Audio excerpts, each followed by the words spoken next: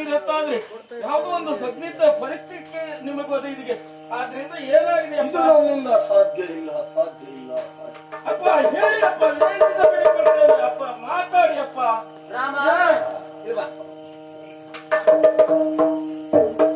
ಅವರು ಮಾತಾಡುವುದಲ್ಲ, ಇವತ್ತು ತಲೆಯೇ ಎತ್ತುವುದಿಲ್ಲ. ನವನೋಟಕರಾಗಿದ್ದಾರೆ, ಯಾಕಂತ ಗೊತ್ತಾಗ್ಲಿಲ್ಲ, ವಿಷಯ ಗೊತ್ತಾಗುವುದಿಲ್ಲ. ವಿಷಯ ಹೇಳು ರಾಘವ ನಿನ್ನ ಪ್ರೀತ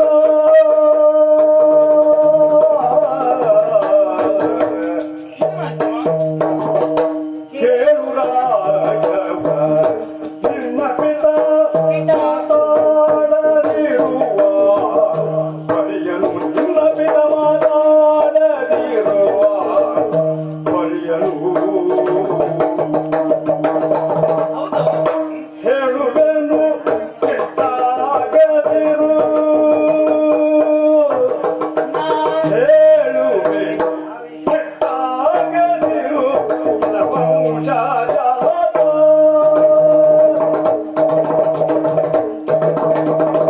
ಭರತಗೀತನು ರಾಜ್ಯ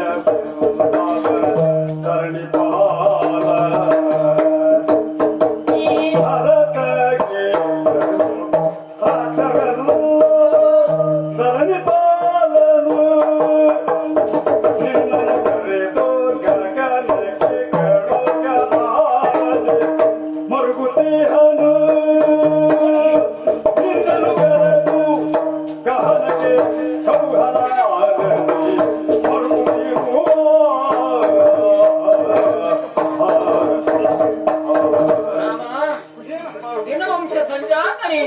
ನಿನಗೆ ಗೊತ್ತಿರುತ್ತ ವಿಷಯ ಇಲ್ಲ.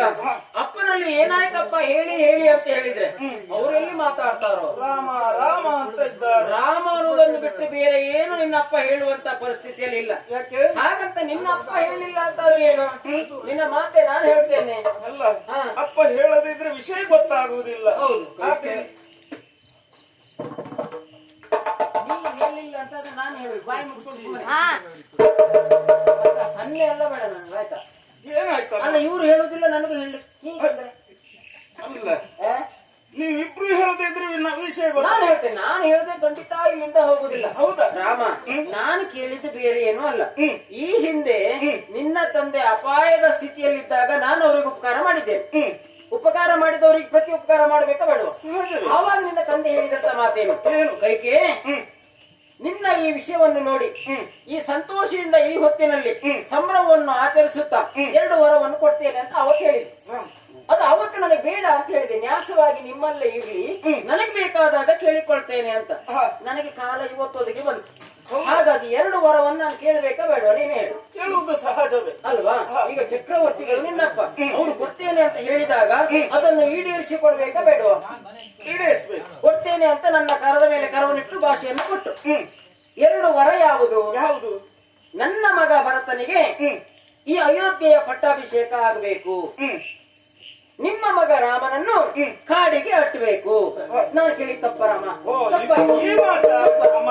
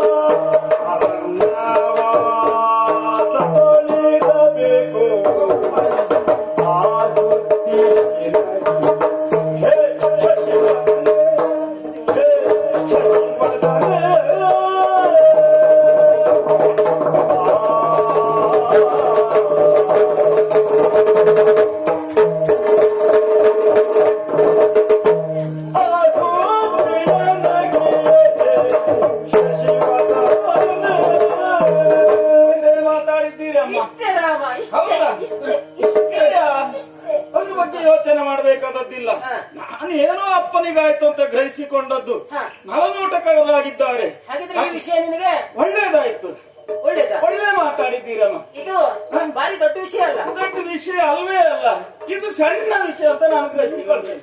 ಅಲ್ಲ, ಮಗನಿಗಿಂತ ಬುದ್ಧಿ ನಿಮಗಿದ್ದಿದ್ರೆ ಇಷ್ಟೊತ್ತಿಗೆ ನನಗೆ ಕೊಟ್ಟಾಗ್ತಿತ್ತು. ಅದಲ್ಲ, ನೀನು ನಾವೇಗಿ ಬಂದದ್ದಲ್ಲ. ಮಾತಾಡ್ಬೇಕು, ನಾನಿದ್ದೆ. ಅಮ್ಮ, ಮಗನೇ, ಇಷ್ಟು ಸಣ್ಣ ಅಲ್ಲ, ಆ? ನಿನಗೆ ಎಷ್ಟು ಬುದ್ಧಿವಂತಿಕೆ ಉಂಟು, ಅದಕ್ಕಾಗಿ ರಾಮ ಅಂತ ನಿನ್ನನ್ನು ಎಲ್ಲ ಗುರುತಿಸುದು.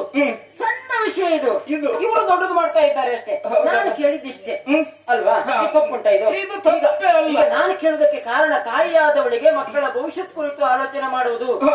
ಮುಂದೆ ನನ್ನ ಮಗ ಏನಾಗ್ತಾನೆ, ಪ್ರಜೆಗಳನ್ನು ನೋಡಿಕೊಳ್ತಾನೋ, ಹೇಗಿರ್ತಾನೆ ಎಂಬುದಾಗಿ ಆಲೋಚನೆ ಮಾಡ್ಬೇಕಾ ಬೇಡವಾ? ಹೌದೌದು. ನನ್ನ ಮಗನಿಗಾಗಿ ನಾನು ಕೇಳಿದಷ್ಟೇ ಬಿಟ್ರೆ ರಾಮ, ನೀನು ಕೆಡಕಾಗಲಿ ಅಂತ ನಾನು ಬಯಸ್ಲೇ ಇಲ್ಲ. ನಾನು ಹಿರಿಯವನು. ಹಾ. ಯಾಕೆಂದ್ರೆ ತಂದೆ ತಾಯಿಯವರ ಆಸೆ ಆಕಾಂಕ್ಷೆಗಳನ್ನೆಲ್ಲ ಈಡೇರಿಸಬೇಕಾದದ್ದು ಮಕ್ಕಳ ಕರ್ತವ್ಯ ಅಲ್ವಾ? ಹಾ. ಇದು ನಿಮ್ಮ ಮಾತು ಒಳ್ಳೇದಾಯ್ತಮ್ಮ. ನಿನಗೆ ಬೇಸರ ಇಲ್ಲ? ನನಗೆ ಬೇಸರ ನಿನಗೆ ಇಲ್ಲ, ಸಿಟ್ಟು ಬರ್ಲಿಲ್ಲ? ಇಲ್ಲವೇ ಇಲ್ಲ ಅಮ್ಮ. ಯಾಕೆಂದ್ರೆ ನಿಮ್ಮ ಮಗನಾಗಿರುವಂತ ಭರತನಿಗೆ ಇಲ್ಲಿನ ಪಟ್ಟ ಕಟ್ಟಬೇಕು, ಅಷ್ಟು ಮಾತ್ರ ಅಲ್ಲ, ನಾನು ವನವಾಸಕ್ಕೆ ಹೋಗ್ಬೇಕಂತ ನೀವು ಹೇಳುವುದಲ್ಲ. ಹೌದು, ಹೌದು, ಇಷ್ಟೇ. ಯೋಚನೆ ಮಾಡಬೇಡಿ. ಹಾ. ನಾನೇನು ಈ ಮಾತಿಗೆ ಅಲ್ಲಗಳೆಯುವುದಿಲ್ಲ, ವನವಾಸಕ್ಕೆ ಹೋಗುವುದಕ್ಕೆ ಸಿದ್ಧನಾಗಿದ್ದೇನೆ. ನಿಮ್ಗೆ ಒಪ್ಪಿಗೆ ಇದೆಯಾ? ಒಪ್ಪಿಗೆ ಇದೆಯಮ್ಮ. ಹಾ. ಅಮ್ಮ, ಒಪ್ಪಿಗೆ ಇದ್ರು ಒಂದು ಅವಧಿ ಅಂತ ಬೇಕಾಗ್ತದಲ್ಲ. ಓ, ಎಷ್ಟು ಅವಧಿ ಅಂತ ಬೇಕಾ? ಹೌದು. ಹೇಳುವ ರೋಷ ಕಾನನವಾದಗಳು, ಹೇಳುವ ರೋಷ ಕಾನನವಾದಗಳು, ನೀ ಬಾರಯೋಧ್ಯೆಗೆ ಮತ್ತೆ ಶ್ರೀರಾಮಚಂದ್ರ, ಬೇರೇನೋ ಸಂದೇಹವಿದರೋ ಮಾಡಬೇಡ, ಬೇರೇನೋ ಸಂದೇಹ ಇದರಳು ಮಾಡಬೇಡ, ಯಾರೋ ಮಂದೆಯ ಮನದು ಈ ರೀತಿ ರಾಮ, ಅಮ್ಮ, ನಿನ್ನಲ್ಲಿ ಬುದ್ಧಿವಂತಿಕೆ ಎಷ್ಟು ಉಂಟು ಅಂತ ಪರೀಕ್ಷೆ ಮಾಡೋದಕ್ಕೆ ಮೊದ್ಲೇ ನಾನು ವಿಷಯ ಹೇಳಿಲ್ಲ ಅಂತ ಇಷ್ಟು ವರ್ಷ ಅಂತ. ನೀನ್ ಕೇಳ್ತೀನಿ ಅಂತ ನನಗೆ ಗೊತ್ತುಂಟು, ನೀನು ಬುದ್ಧಿವಂತ. ಹಾಗಾಗಿ ಈಗ ಹೇಳಬೇಕು ಅಂತ ನಾನು ಆಲೋಚನೆ ತಲೆಯಲ್ಲಿ ಇರಿಸಿಕೊಂಡಿದ್ದೆ. ವನವಾಸಕ್ಕೆ ಹೋಗ್ಬೇಕು, ಆದ್ರೆ ಅವಧಿ ಎಷ್ಟು? ಹೌದು, ಹೆಚ್ಚಿಗೆ ಅಲ್ಲ, ಅವಧಿ ಎಷ್ಟು? ಈರೇಳು. ಈರೇಳು ಅಂದ್ರೆ 14 ವರ್ಷ. 14 ವರ್ಷ ನೀನು ವನವಾಸಕ್ಕೆ ಹೋಗ್ಬೇಕು. ಭರತನಿಗೆ ಇಲ್ಲಿನ ಪಟ್ಟ ಆಗ್ಬೇಕು. ಹೌದಾ? ಮತ್ತೆ ಬೇರೆ ವಂಚನೆ ಬೇರೆ ಯಾವುದು ನನ್ನಲ್ಲಿ ಇಷ್ಟೇ. ಹೌದಾ? ಇಷ್ಟೇ ನಾನು ನಿಮ್ಮ ಮನಸ್ಥಿತಿ ಏನಂತ ನಾನು ತಿಳ್ಕೊಂಡಿದ್ದೇನೆ. ಹಾ. 7 ವರ್ಷ ವನವಾಸವನ್ನು ಗೈದು ಮತ್ತೆ ನಾನು ಬರಬಹುದಲ್ವಾ? ಖಂಡಿತವಾಗಿ ಹೌದಾ? ಖಂಡಿತವಾಗಿ ಬರ್ಬೋದು. ಖಂಡಿತವಾಗಿ ಯೋಚನೆ ಮಾಡಬೇಡಿ. ಯಾಕೆಂದ್ರೆ ಅಪ್ಪ ಮೌನದಿಂದ ಇದ್ದಾರಂತಾದ್ರೆ ವನವಾಸಕ್ಕೆ ಹೊರಡುವುದಕ್ಕೆ ನಾನು ಸಿದ್ಧನಾಗಿದ್ದೇನೆ. ಮತ್ತೆ ನಿಮ್ಮ ಮಗನಾಗಿರುವಂತ ಭರತನಿಗೆ ಇಲ್ಲಿನ ಪಟ್ಟ ಕಟ್ತೀರಲ್ಲ, ನನ್ನದೇನು ಅಭ್ಯಂತರ ಇಲ್ಲ. ಅಪ್ಪನಲ್ಲಿ ಹೆಚ್ಚಿಗೆ ಮಾತಾಡಿದ್ರೆ ಮತ್ತೆ ತಲೆ ಕೆಡಿಸಿದ್ರು. ಹೌದಾ? ಆದಿತಮ್ಮ, ಅಪ್ಪ ಮಾತಾಡುವುದೇನು, ವಂಚನೆ ಮಾಡುವಲ್ಲ, ಇದಕ್ಕಿಂತ ದೊಡ್ಡ ವಂಚನೆ ಉಂಟಲ್ಲ. ಅಪ್ಪ ಮಾತಾಡಿದ್ರೇನು, ನೀವು ಮಾತಾಡಿದ್ರೇನು ಅಲ್ವಾ? ವಿಷಯ ಬಂದ್ರೆ ಸರಿ ಆ ವಿಷಯ ಅಲ್ಲ. ಆದ್ರಿಂದ ಯೋಚನೆ ಮಾಡಬೇಡಿ, ವನವಾಸಕ್ಕಾಗಿ ನಾನು ಸಿದ್ಧನಾಗಿದ್ದೇನೆ. ಮತ್ತೆ ಅಪ್ಪ ಮಾತಾಡಿದ್ರೆ ಏನಾಗ್ತದೆ? ಈಗ ಅಪ್ಪನ ಆಸೆ ಆಕಾಂಕ್ಷೆಗಳನ್ನು ಈಡೇರಿಸಬೇಕಾದದ್ದು ನನ್ನ ಹೊಣೆತನ ಅಂದ್ರೆ. ಆದ್ದರಿಂದ ಪಿತೃವಾಕ್ಯ ಪರಿಪಾಲನೆಗಾಗಿ ನಾನು ವನವಾಸವನ್ನು ಗೈತೇನಮ್ಮ. ಸಂತೋಷ ಮಗನೇ, ಆಯ್ತು, ಸಂತೋಷ ಆಯ್ತು. ಆಯ್ತಾಯ್ತು. ನಾನು ಆಲೋಚನೆ ಮಾಡ್ತೇನೆ. ಮಾರಿ ಮಾರಿ ನೀನು ಜನಕ ನೀವು ಚಿಂತಿಸದಿರಿ ಕೈಕಾದೇವಿಯ, ಜನಕ ನೀವು ಚಿಂತಿಸದಿರಿ ಕೈಕಾದೇವಿಯ, ಮನಸ್ಸಿನ ವ್ರತವನ್ನು ಸ್ಮರಿಸಿ ಬರುವೆ,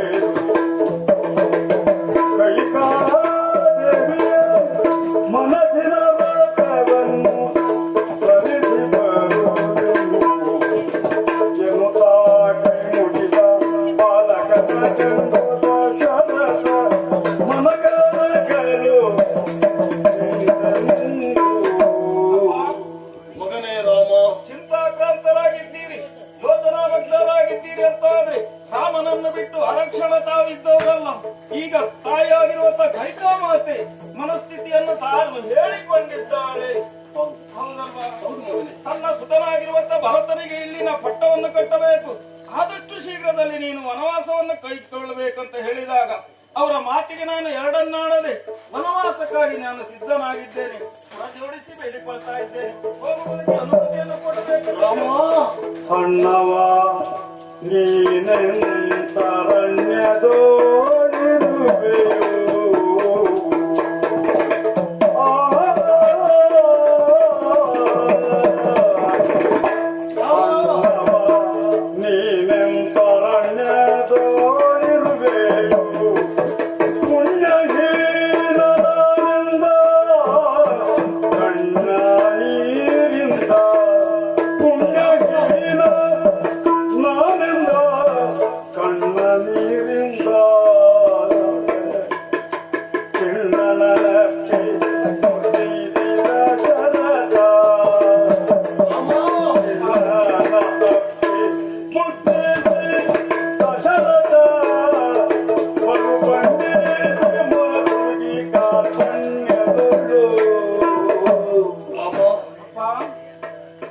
ಅಂತೂ ನಿನ್ನ ಚಿಕ್ಕಮ್ಮ ನಿನ್ನನ್ನು 14 ವರ್ಷ ವನವಾಸಕ್ಕೆ ಕಳಿಸಬೇಕು ನಿರ್ಧರಿಸಿದ್ದು ಮಾತ್ರವಲ್ಲ, ನೀನು ಈಗ ಸಿದ್ಧನಾಗಿ ನಿಂತಿದ್ದೀಯ. ಹೌದಪ್ಪ. ರಾಮ, ಅಪ್ಪ, ನೀನಿನ್ನು ಎಳೆವಲಯದಲ್ಲಿ ಇದ್ದವನು. ಕಾಡಿನಲ್ಲಿ ಇರುವುದು ಅಂತ ಹೇಳಿದ್ರೆ 14 ವರ್ಷ ಅಷ್ಟು ಸುಲಭ ಅಂತ ತಿಳ್ಕೊಂಡೇನು ಮಗನೇ? ರಾಮ, ನೀನಿವತ್ತು ಹೋಗಬಹುದು, ಆದರೆ ನಿನ್ನನ್ನು ಅರಕ್ಷಣವು ಅಗಲಿಲ್ಲದೆ ಇರುವಂತಹ ನಿನ್ನ ತಂದೆ ಎಂತ ವೇದನೆಯನ್ನು ಅನುಭವಿಸ್ತಾ ಇದ್ದಾನೆ ಗೊತ್ತೇ ಮಗ? ಅಪ್ಪ, ನೀನೇನು ಕಾಡಿನಲ್ಲಿ 14 ವರ್ಷ ಕಾಲ ಕಳೀತೇನೆ ಎನ್ನುವ ಹಾಗೆ ಧೈರ್ಯದಲ್ಲಿ ಹೇಳ್ತಾ ಇದ್ದೀನಿ. ಆದ್ರೆ ನಾನು ಮಾತ್ರ ಯೋಚನೆ ಮಾಡ್ತಾ ಇದ್ದೇನೆ, ಏನಪ್ಪ? ಅಷ್ಟು ಸುಲಭವಲ್ಲ ರಾಮ. ನೀನು ಈ ಅಯೋಧ್ಯೆ ನಾಡನ್ನು ಬಿಟ್ಟು ಹೋಗ್ತೀಯ ಅಂತ ಆದ್ರೆ ಇದು ಕಾಡು, ಅದು ಕಾಡಲ್ಲ, ಅದು ನಾಡಾಗ್ತದೆ, ಇದು ಕಾಡಾಗ್ತದೆ ರಾಮ. ಆದ್ದರಿಂದ ನಾನು ಹೇಳ್ತಾ ಇದ್ದೇನೆ, ಏನಪ್ಪ? ಬೇಡ ಮಗನೇ, ಬೇಡ ಬೇಡ, ನೀನು ಹೋಗು, ಬೇಡ. ತಂದ ನೀವೇ ಕೆನ್ನ ನೆನೆದೋ ಮರು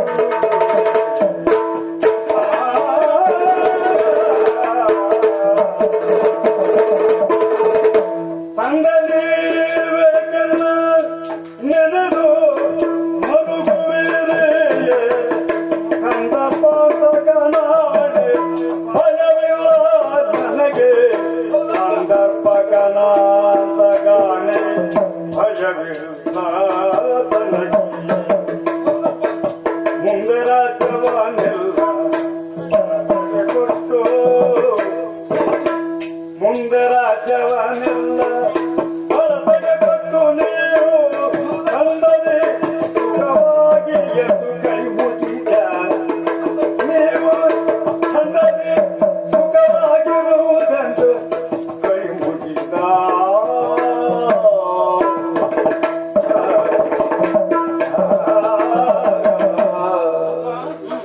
ನನ್ನನ್ನು ಬಿಟ್ಟು ನೀವು ಅರಕ್ಷಣ ಇದ್ದವರಲ್ಲ. ಈಗ ಕಾನನಕ್ಕೆ ನೀನು ಹೋಗ್ತಿ, ಕಾನನದ ಅನುಭವ ನಿನಗಿಲ್ಲ. ಆದ್ರೆ 14 ವರ್ಷ ಹಾಗೆ ಕಾಲವನ್ನು ಕಳೀತಿ ಅಂತ ನೀವು ಯೋಚನೆ ಮಾಡ್ತಾ ಇದ್ದೀರಲ್ಲ. ಯೋಚನೆ ಮಾಡಿ ಕೊರಗುವ ಅಂತ ಅಗತ್ಯವೇ ಇಲ್ಲ. ನನ್ನ ಕುರಿತಾಗಿ ನೀವು ಧಾರಾಕಾರವಾಗಿ ಕಣ್ಣೀರು ಇಡ್ತಾ ಇದ್ದೀರಿ. ಅಪ್ಪ, ತಾಯಿಗೆ ಕೊಟ್ಟ ಮಾತಿನಂತೆ ನಿಮ್ಮ ಆಸೆ ಆಕಾಂಕ್ಷೆಗಳನ್ನೆಲ್ಲ ಈಡೇರಿಸಬೇಕಾದದ್ದು ನನ್ನ ಹೊಣೆತನ. ಕಾಡಿನ ಅನುಭವ ಇಲ್ಲದೆ ಇದ್ರು ತೊಂದರೆ ಇಲ್ಲಪ್ಪ. ಯಾಕೆಂದ್ರೆ ಕಾಡಿನ ಅನುಭವ ನನಗಾಗಬೇಕಾದ್ರಿಂದ ವನವಾಸವನ್ನು ಕೈಬೇಕಾದದ್ದು ನನ್ನ ಹೊಣೆತನ. ಯೋಚನೆ ಮಾಡಬೇಡಿ. ಆದಷ್ಟು ಶೀಘ್ರದಲ್ಲಿ ನನ್ನನ್ನು ಕಳಿಸಬೇಕು. ಮತ್ತೆ ನಾಡಿನ ಪರಿಸ್ಥಿತಿ ಮುಂದೇನಾಗ್ತದಂತ ನೀವು ಯೋಚನೆ ಮಾಡುವುದ? ಇಲ್ಲಿನ ಅಧಿಕಾರವನ್ನು ಭರತರಿಗೆ ಆತರಿಗೆ ಕಟ್ಟಿದೆ. ಈ ನಾಡನ್ನು ಸಮೃದ್ಧಿಯಿಂದ ರಕ್ಷಣೆ ಮಾಡ್ತಾನೆ. ಹೋಗುವುದಕ್ಕೆ ಅವಕಾಶವನ್ನು ಮಾಡಿಕೊಡ್ಬೇಕಂತ ಕೇಳಿಕೊಳ್ತಾ ಇದ್ದೇನೆ.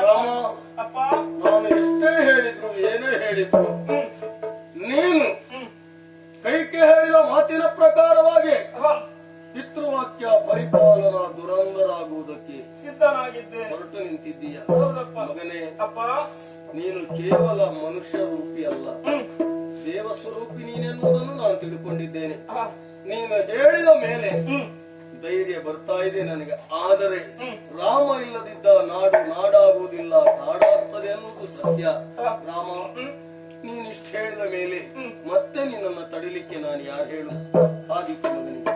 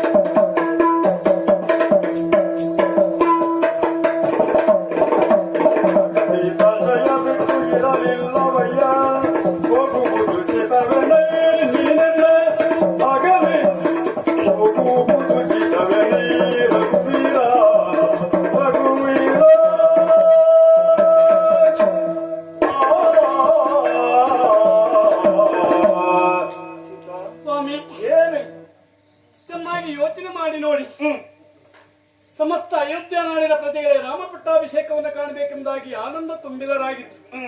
ಎಲ್ಲವರು ಸಂತೋಷದ ಸಾಗರದಲ್ಲಿ ತೇಲಾಡ್ತಿರುವಂತಹ ಹೊತ್ತಿನಲ್ಲಿ ಯಾವ ಗಳಿಗೆಯಲ್ಲಿ ರಾಮಚಂದ್ರಮರಿಗೆ ಪಟ್ಟಾಭಿಷೇಕ ನಡೀತಿದೆಯೋ ಅದೇ ಮುಹೂರ್ತದಲ್ಲಿ 14 ವರ್ಷ ವನವಾಸ ಎಂಬುದಾಗಿ ಸುದ್ದಿ ಕೇಳಿದಾಗ ಎಲ್ಲವರು ಕಣ್ಣೀರು ಮಿಡಿಯುವ ಹಾಗಾಯಿತು. ಕತ್ತಲೆಯ ಕರಾಳ ರಾತ್ರಿಯನ್ನು ಅನುಭವಿಸುವ ಸ್ಥಿತಿ ಈ ಅಯೋಧ್ಯ ನಾಡಿಗೆ ಬಂದೊದಗಿತ್ತು ಸ್ವಾಮಿ. ಏನು ಮಾಡೋಣ ಹೇಳು. ಆದ್ರೆ ನೀವು ಮಾತ್ರ ಪಿತೃವಾಕ್ಯ ಪರಿಪಾಲನೆ ಶ್ರೇಷ್ಠ, ಅದು ಭಾಗ್ಯ ಎಂಬುದಾಗಿ ತಿಳಿದು ನೀವು ಆಡಿದಂತೆ ನಾರುಡಿಗೆಯನ್ನು ಕಾಡಿಗಾಗಿ ಹೊರಟು ನಿಂತವರು ತಾವು. ಸತ್ಯ. ನಾನು ನಿಮ್ಮನ್ನೇ ನಂಬಿ ಬಂದವಳು. ಅಗಜೆ ಅರಸನ ಬಿಲ್ಲೆತ್ತಿ ಆ ದಿವಸ ನಿಮ್ಮ ಕೊಳ್ಳಿಗೆ ಮಾಲೆಯನ್ನಿಕ್ಕಿದವಳು. ಸತ್ಯ. ಅಂದೇ ನಾನು ನಿಮ್ಮ ಅರಸಿ ಆದೆ. ನಾನು ನಿಮ್ಮನ್ನೇ ನಂಬಿ ಬಂದವಳು. ನಂಬಿ ಬಂದಿರುವಂತ ನನಗೆ ಪತಿಯಾದ ನೀವು ವಂಚಿಸಬಹುದೇ? ಮತ್ತೇನು ಯೋಚನೆ ಮಾಡಿ ನೋಡಿ. ನಿಮ್ಮನ್ನ ನಂಬಿಕೊಂಡು ಬಂದಿರುವಂತ ನಾನು ಯಾವ ಕಾರಣಕ್ಕೂ ಹೆಣ್ಣಾದವಳು ವಂಚನೆ ಮಾಡಬಾರದು, ಅಲ್ಲ ಗಂಡನಾದವನು ಹೆಣ್ಣಿಗೆ ವಂಚನೆ ಮಾಡಬಾರದು. ಹಾಗೆ ದಾಂಪತ್ಯ ಜೀವನ ಸುಖವಾಗಿ ಸಾಗಬೇಕು. ಈಗ ನಿಮ್ಮ ಕರ್ತವ್ಯದತ್ತ ನೀವು ಹೊರಟ್ರೆ ಹೆಂಡತಿಗೆ ವಿಷಯವನ್ನ ತಿಳಿಸದೆ ನೀವು ವಂಚಿಸಿದ್ದೀರಿ. ಅಲ್ಲ, ಈ ಸೀತೆಯ ಕೊರಳನ್ನೇ ಕೊಯ್ದು ಕೊಯ್ದು ಬಿಟ್ರಿ ಸ್ವಾಮಿ. ಚೆನ್ನಾಗಿ ಯೋಚನೆ ಮಾಡಿ ನೋಡಿ. ನಿಮ್ಮನ್ನ ನಂಬಿ ಬಂದಿರುವಂತ ನಾನು ಯಾವಾಗ್ಲೂ ಹೆಣ್ಣಾದವಳು ಪತಿಯ ಛಾಯಾನುವರ್ತಿಯಾಗಿಯೇ ಬದುಕಬೇಕಂತ ನಿಮ್ಮ ನೆರಳಂತೆ ನಾನಿತ್ತು ನಿಮ್ಮ ಸೇವೆಯನ್ನ ಗೈದು ಹೆಣ್ತನವನ್ನ ಸಾರ್ಥಕಪಡಿಸಿಕೊಳ್ಬೇಕೆಂಬುದಾಗಿ ಆಸೆ ಹೊಂದಿದ ನಾನು ಕಾಡಿನಲ್ಲಿ ನೀವು ಕಷ್ಟವನ್ನು ಅನುಭವಿಸಬೇಕು, ನಾಡಿನಲ್ಲಿ ನಾನಿರಬೇಕು. ಇದು ಯಾವ ನ್ಯಾಯ? ಯಾಕೆ ನನಗೆ ವಿಷಯವನ್ನು ತಿಳಿಸದೆ ಹೊರಟು ನಿಂತಿದ್ದೀರಿ ದೇವರೇ? ಏನೇ ಇದು? ಹಲಗಿರವಾಣಿಗೆ ಮಮ ಪ್ರೇಮ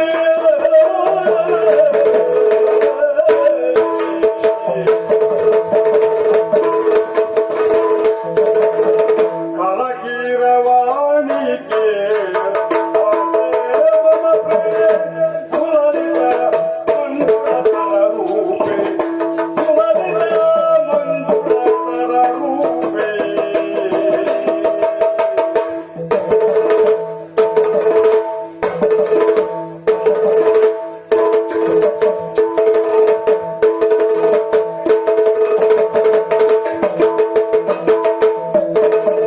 ನಳಿನಲೋಚನೆ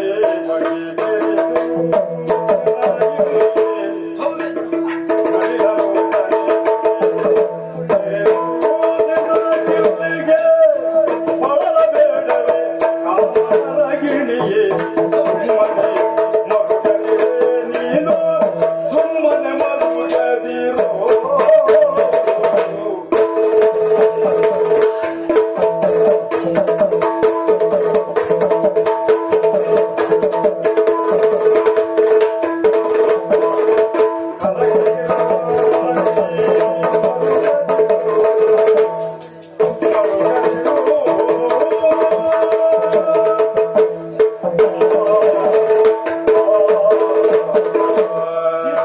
ವಲ್ಲಭ, ಧಾರಾಕಾರವಾಗಿ ಕಣ್ಣೀರು ಇತ್ತಾ ಇದ್ದಿ. ಯಾಕೆಂದ್ರೆ ತಂದೆ ಆಸೆಯನ್ನು ಈಡೇರಿಸುವುದಕ್ಕಾಗಿ ವನವಾಸಕ್ಕೆ ಹೋಗುವುದಕ್ಕೆ ಸಿದ್ಧನಾಗಿದ್ದೇನೆ. ಆದ್ರೆ ಮಧ್ಯಂತರದಲ್ಲಿ ಒಂದು ಕೇಳಿಕೊಳ್ಳುವುದು ನೀನು ಸರಿ. ಯಾಕೆಂದ್ರೆ ನಿನಗೂ ವಿಷಯ ತಿಳಿಯದೆ ಇಲ್ಲಿವರೆಗಾಗಿ ಬಂದಿದ್ದಿ. ಗಂಡನಾದವನು ಹೊಣೆತನ ಏನು? ಯಾವುದೇ ವಿಷಯ ಗೌಪ್ಯವಾಗಿ ಇರಲಿ, ಅದನ್ನು ವಿಚಾರವನ್ನು ಹೆಂಡತಿಗೆ ಹೇಳಬೇಕಾದದ್ದು ಹೊಣೆತನ ಅಲ್ವಾ? ಆದ್ರೆ ಈಗ ವನವಾಸವನ್ನು ಕೈಗೊಳ್ಳಬೇಕಂತಾದ್ರೆ ಮೊದಲಾಗಿ ನಾನು ನಿನಗೆ ಸೂಚನೆ ಕೊಡಬೇಕಿತ್ತು. ಆದ್ರೆ ಇಲ್ಲಿವರೆಗಾಗಿ ಬಂದು ಗಂಡ ಎಲ್ಲಿ ಇರ್ತಾನೋ ಹೆಂಡತಿಯು ಅಲ್ಲೇ ಇರಬೇಕು. ಆದ್ರಿಂದ ಈ ಸಮಯದಲ್ಲಿ ನೀವು ಹೋಗುವುದು ಸರಿಯಲ್ಲ ಅಂತ ಕೇಳಿಕೊಳ್ತಾ ಇದ್ದಿ. ಆದ್ರಿಂದ ಯೋಚನೆ ಮಾಡಬೇಕಾದದ್ದಿಲ್ಲ. ಯಾಕೆಂದ್ರೆ ಅರಮನೆಯಲ್ಲಿ ಸುಖ ನೆಮ್ಮದಿಯಿಂದ ಕಾಲವನ್ನು ಕಳೆಯಿ. ಯಾಕೆಂದ್ರೆ ನನ್ನ ತಂದೆಯವರು ಹಾಗೂ ನನ್ನ ಅಮ್ಮ ಅತ್ತೆ ಮಾವಂದಿರು ನಿನ್ನ ಮಗಳಂತೆ ನೋಡಿಕೊಳ್ತಾರೆ. ಒಳ್ಳೆ ರೀತಿಯಲ್ಲಿ ಇರು. ನಾನು ಹೋಗಿ ಬರ್ತೇನೆ. ಸರಿ. ಸದಾಕ್ಷಯನ್ನ ವಂಚಿಸಿ ಬೋಧೆಯಾದರೆ